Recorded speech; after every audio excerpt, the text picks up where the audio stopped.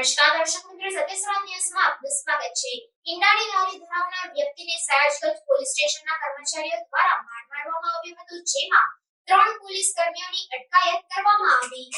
વડોદરા શહેરના Sayajiganj police station વિસ્તારમાં ગત તારીખ 1 મે 2024ના રોજ રાત્રિના સમયે 2:30 વાગ્યાના સુમારે રેલવે સ્ટેશન પ્લેટફોર્મ નંબર 7 સામે નટરાજ સર્કલ પાસે રોડ ઉપર સયાજગંજ પોલીસ સ્ટેશનની પીસીઆર વાનના કર્મીઓ તથા ઈંડાની લારી ચલાવનાર વ્યક્તિ વચ્ચે મોડી રાતના લારી બંધ કરાવવા બાબતે બનાવ બનેલ હતો, જે અંગેની જાણ તાત્કાલિક થતા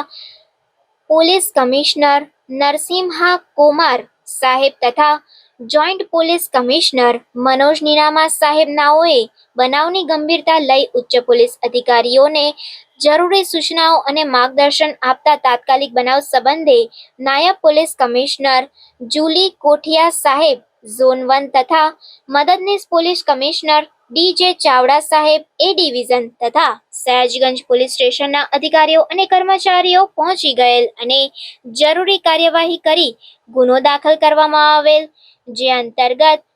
આ કામે સંડોવાયેલા તહોમતદારોની અટક કરવામાં આવેલ છે, જેમનું નામ મોહમ્મદ મુબશરીર સન ઓફ મોહમ્મદ સલીમ, રઘુવીર ભરતભાઈ અને કિશનભાઈ નટવરભાઈ પરમાર તેમ જાણવા મળેલ છે।